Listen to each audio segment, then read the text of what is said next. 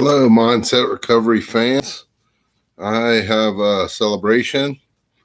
I have, for the first time ever in my life, put together 120 days clean, and super stoked about it, as one can imagine. I've had this channel now for a year or two, kind of video documenting my success and failures in the program, things I've learned, failures, and you getting back up. If a person falls, that's not failure. If they stay down, that's failure, in my opinion. And the only thing that I've probably done right over the many years that I've been working this program is to give it the old college try once again. And now that I'm involved in the Narcotics Anonymous program, I have a sponsor. I'm working steps. I did my 90 meetings in 90 days, which, by the way, was instrumental for me. That's something that I have been trying to do in earnest for about 2 years. And it was, looking back, probably one of my major failures is that I would do a lot of meetings, which were helpful to me, try to work the program. But when I finally buckled down and made up my mind that I was going to do 90 meetings in 90 days, hell or high water, and call my sponsor every day as he recommended, I'm on my, fourth or fifth sponsor this time around. I had to find a sponsor that worked for me, that was engaged with my recovery to the point that I felt was necessary. It wasn't my other sponsor's fault that I was a chronic relapser, but I was unable to find a sponsor who meshed with me as this one that I have now does. And, since I've been in recovery, when I had my stroke in 2019, the day before my stroke, I weighed 305 pounds. Yesterday, I'm down to 250 pounds. I've been eating better. Obviously, cutting out the amount of alcohol that I was drinking reduced the number of calories I was consuming. Also, other substances that I like to partake in would make me hungry and take away any self-control that I had. So it wasn't uncommon for me to smash a large quantity of donuts or cookies or ice cream or what have you late at night after having consumed alcoholic calories, and then maybe consuming some more after that. So, just taking things out of my life that I didn't need to have in my life have helped me a lot in that respect. But also, since my mind has been more clear, I've been able to focus on a healthier diet, tactics that have continued to lower my high blood pressure, reverse my type 2 diabetes and my fatty liver disease. So, I saw success in areas other than continued days of sobriety as a result of trying to do something different in my life. But most recently, I have actually made some strides in the area of continuous. They used to say there's a guy at a meeting that would pass out the chips, if you're familiar with the 12-step program, and he'd say 30 days of continuous sobriety, nights and weekends. And it's funny, I would chuckle, but that would be my thing. I'd have 20 days of continuous sobriety or being clean, but nights, weekends, holidays, those are areas that people typically struggle with. And that's why he would say that, because it's funny, once you finally get it to the point where you're going to do this program no matter what, it's nights, weekends, holidays, good times, bad times, but that's the thing, it's a mindset. That's what this channel is all about.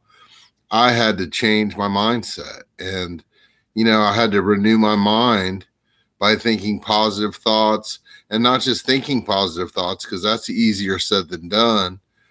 I can say I'm not going to think negatively anymore, but unfortunately, that's where the battlefield is in my mind, where my disease comes at me strategically and says, oh, my big thing was, oh, you've done so well. You've made it X number of days without using, or you've only used this substance, or, whatever it is that my mind would tell me to get me to decide that, I can congratulate myself with the celebration of, a beer or 10 or whatever it was.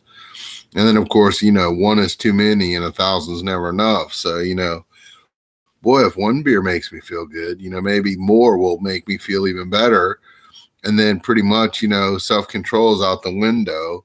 And I'm like, well, I've done so well and I've saved all this money, because when I quit using, I gave myself a raise because I stopped spending, tons of money on things that, basically were not benefiting me in any way, actually trying to kill myself unconsciously. But, it says in the program that we knew that we were slowly committing suicide. But addiction is such a cunning enemy of life that we were unable to do anything about it. And that's where I was. Every time I would pick up and use, I knew that I was destroying my body, but I didn't care at that point because I was using to fix a feeling. And, that's what we learned to do in the program. We learned to deal with life. I hate life on life's terms, the way people say that. It's true, but it used to just piss me off, man. Even after I started to absorb some program terminology, life on life's terms was always one that pissed me off, because screw life, man. I don't like it. I don't like what I'm going through right now. I don't like the way I feel. And it's a control issue. I know what I have control over that I can do right now to stop feeling this way. And then you say, play the tape through to the end. Where does that lead? Well, for me, when I was chronically relapsing after 28 to 30 days, I was like, well, you know what? 30 days, big whoop. I can pick up another chip tomorrow and start this program over again. But for me, once I got some clean time under my belt, 60 days, I went back out after 65 days once, drinking a beer. If you've watched this channel, and I was so proud of myself. That's a denial of the disease, that I proudly announced to my sponsor that I had gone to the movies and only drank one beer. He was, had to inform me of an inconvenient truth that, that means that I picked up and that I had to start my clean date over again, much to my dismay, even though if another person had told me that they'd done the same thing, I would have known immediately that that's what they needed to do. But I'm different, because now I'm going to be able to just drink one beer like regular people at social events, even though the mounds of evidence to the contrary are there that, even if I could do that one time, then the next time I'm going to tell myself, well, if I can drink one beer, I can drink two beers. And then, evidence has told me that 3 beers is pretty much the point at which I say, F this program. I want something more than beer. This isn't doing it for me. I know how to get this party started. And then I start scheming and finding ways and means to get the next one. And for me, that is a quick path to destruction. So anyway, I have learned the successful strategies in this program. I did 90 meetings in 90 days, and I have continued to go to meetings almost every day. And when I can't physically be in a meeting, because sometimes, I don't have gas money or, inconvenient something, work, I found that there are other means. My car was in the shop for a week, And, I was in my 90 and 90, and I was like, well, what am I going to do? And then I remembered by the grace of God that when I was in outpatient rehab, they told us about this online community of recovery meetings. And all the recovery meetings, I'm sure, have online meetings, but this one is like a clearinghouse of every kind of anonymous meeting that you could possibly imagine. Ones that when you see the names of them, you're like, what? Really? Somebody's in recovery for that? Well, yeah. So if you can think of it, it's probably there. It's called In the Rooms, and it's intherooms.org. And, you sign up for that. And I signed up with it's not my name. So it's anonymous. And anytime I can't make a meeting, if I go to their website, there are multiple meetings in multiple fellowships throughout the day, every single day of the week. And so I can find one that fits in my schedule. If I haven't had a chance to go to the meeting that day and I'm trying to get my meeting in, and maybe it's, after I get off work and I'm sitting at home, they got one at 9 p.m. They got them at all different times, but I've been going to one because when I was doing my 90 and 90, and I am primarily a NA person, my sponsor told me that I could go to fellowships outside of NA as long as they were 12-step recovery based, as long as I didn't replace my regular NA meetings. I mean, my sponsor, it's up to the person sponsored generally, because the sponsor knows you. Plus, they also know if you're somebody who's going to say, hey, I did an online meeting today, and you're full of crap and you really didn't do an online meeting. I mean, there are people out there, believe it or not, who might do that. He knew that at this point in my life, I'm 55 years old now. I'll just tell you, if I'm not going to a meeting, I would say, you know what, man, I'm not going to a meeting today. Screw it. But I mean, he knows me. He talks to me every day. I work steps with him, and he knows that I'm not going to BS him about it, because I'll just tell him, you know what? No, I didn't do a meeting today. Because that's where I'm at in my recovery. I want to do a meeting, and I was more talking to him to figure out how I was going to do it. And he was engaged enough in my recovery. I'm not suggesting that your sponsors should have to even do this, but he knew my situation with my car and my health, and he has offered and come through on the promise to come pick me up and take me to meetings when I was unable to do it, so that the vast majority of my meetings were face-to-face, which I personally benefit more from face-to-face meetings. But as long as I engage in an online meeting, I do readings, I share, not every single time. Sometimes I don't feel the need to share. As I've gotten a little further along in my clean time, I used to think that I had to share every meeting, because I thought that I, had some pearls of wisdom that I could share with the group that would help other people. But I think that a lot of that for me was ego based, because I like to hear myself talk, and, I think that I always have something good to say. But sometimes I've learned now to keep my mouth shut. So in an online meeting, if I'm struggling with something, I'm going to share, because pain shared is pain lessened. And that is, one of the little sayings from the rooms. But it's true. If I'm thinking about using, or, I'm upset about something and I get to talk about it, it's the therapeutic value of one addict helping another. And, if you're not real familiar with 12-step programs, that doesn't mean necessarily that I say, oh, this happened in my life and I'm really bummed and I'm thinking about going out and getting drunk or whatever, that they're going to say, well, the answer to that problem is blah, blah, blah.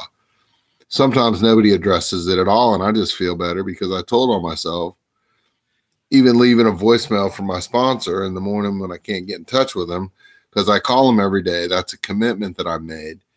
But if I say to him, hey, man, I'm having a rough day, this happened, and I'm really thinking about using, well, there's accountability there, because he's going to listen to that message at some point. and he's going to call me back and he's going to say, hey man, how you doing? What if I, anyway, whatever. For me, that's good accountability. And my sponsor is good to call me back nearly every time. If we play phone tag, he'll send me a text or, voice message or something.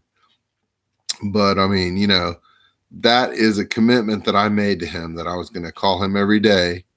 And, I see him regularly. We work steps together, and we're forming a relationship where I know that I can trust somebody. And also, some of the crazy stuff that goes on in addicts' minds, we feel isolated because we're like, there's no way that anybody else possibly could feel this way or think this way. I'm twisted, I'm a bad person, whatever it is. And then you talk to your sponsor and he's like, oh yeah, guess what, man, this.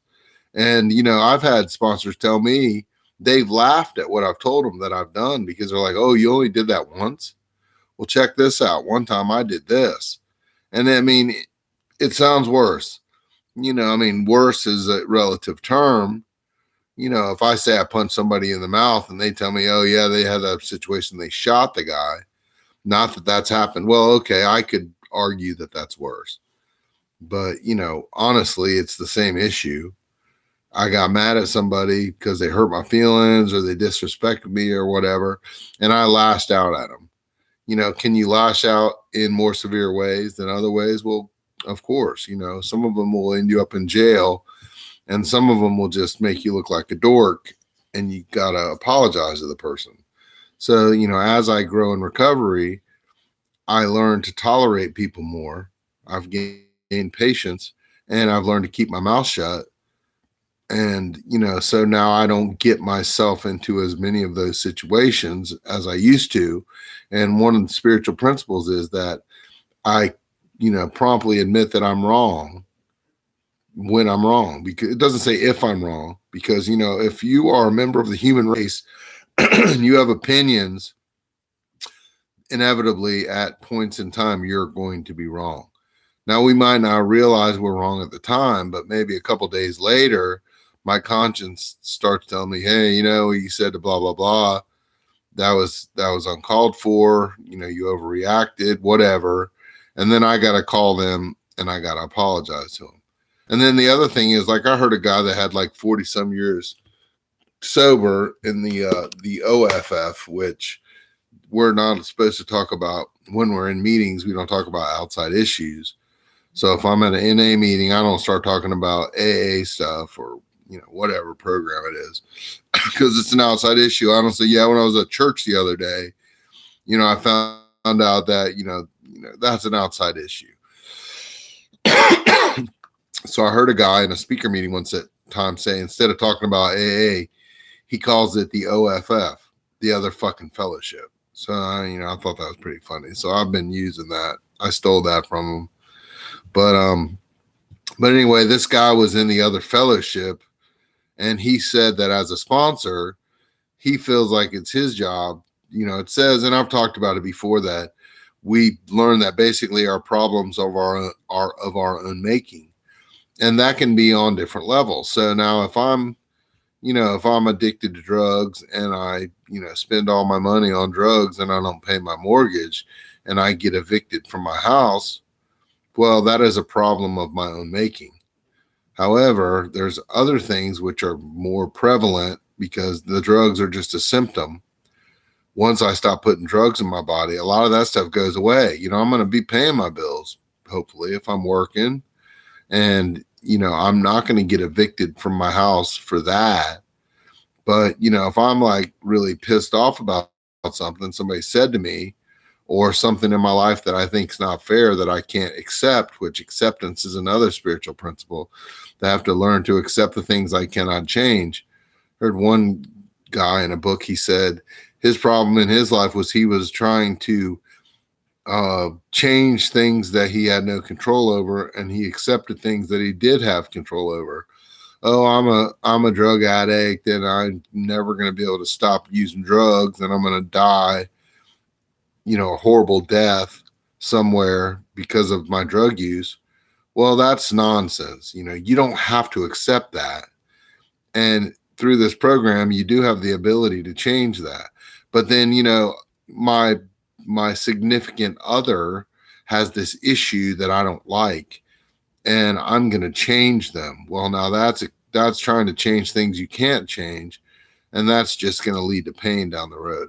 So I'm learning to accept the things I cannot change, and I have the courage to change the things I can. But my thinking was so insane and screwed up when I got here that sometimes I couldn't tell the difference between those two things. And one of the things that the program gives me is a clearer mind so that I can, maybe figure out what I can change and can't change. And it gives me access to resources, people, steps, principles that show me how I can change things. So anyway, what I was talking about was that one guy, he was talking about his job as a sponsor was to show his sponsees sometimes that whatever they thought was a problem wasn't actually a problem. So our problems of our own making is maybe we're making a mountain out of a molehill and it's really not that big of a deal, or we're flipping out about something that we have no control over and we're making it an issue. I had something that I saw my Clean Time app that keeps track of how many days I put in my sobriety date, and it tells me every day how many days I have clean.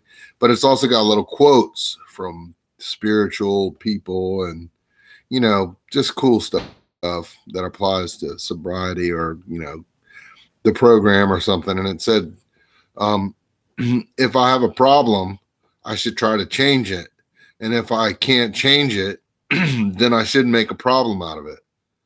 And that was Buddha, who, I know has been dead for a long time, but evidently that dude had access to some spiritual information that I was not aware of.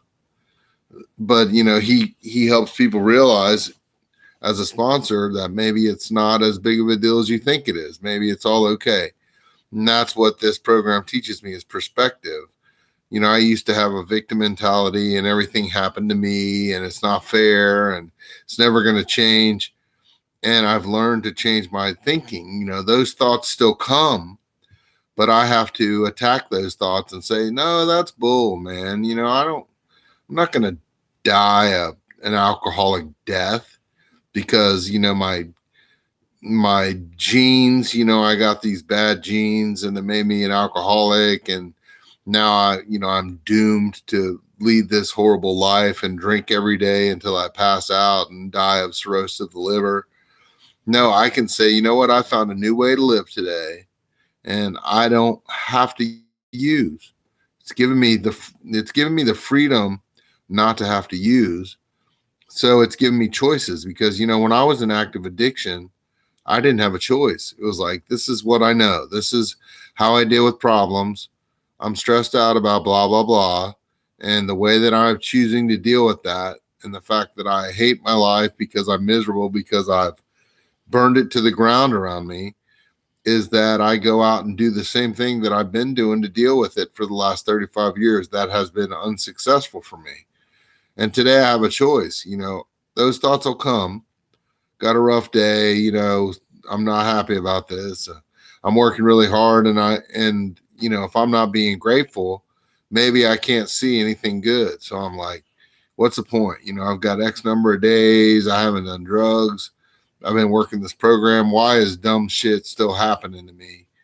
What's the point? I'm going to go out and use today. Well, that's the choice. Before I didn't have that choice. Today I can say, you know what? Maybe we should postpone that decision to another day and just go to a meeting or call somebody or whatever it is, do something other than pick up drugs because that has never helped me in the past. It's always made my situation worse than it was. Whatever it was I was trying to fix with drugs, it actually was worse. Because a big thing that I was famous for was economic insecurity would make me fearful. And I'd be like, was stressing about something, not having enough money. And so, my great plan was to go spend money that I don't have to not feel that way. And then I wasn't fearful because I was high. But then the next day, when I come down or stayed up all night or whatever it was, I was feeling crappy because of drugs that I put in my system. And then I was remorseful because I was stressing about not being able to pay a bill. And guess what? Now, not only can I not pay that bill, but I owe whatever I spent to whatever credit account I utilized for the ways and means to get that substance to stop worrying about not having money. So, whereas before I was saying, hey, I'd have 28, 30 days and I'd say, hey, good job. I hadn't gotten far enough away from using to the point now where I've got, 120 days is epic for me. And I can say, you know what? Going back out, that's an idea. It might not be a good one, but guess what? This is what I've achieved in the last 120 days. And be grateful for the things that I'm doing and saying, you know what? I don't want to go back out and start over again. Besides the fact that many people, depending on what your drug of choice was and your level of reality, you might be like, yeah, okay, if I go out and do that drug, I might die and then I won't be able to come back and pick up another white chip tomorrow. Well, I never got to that point because I was like, oh, all right. Let me pause this.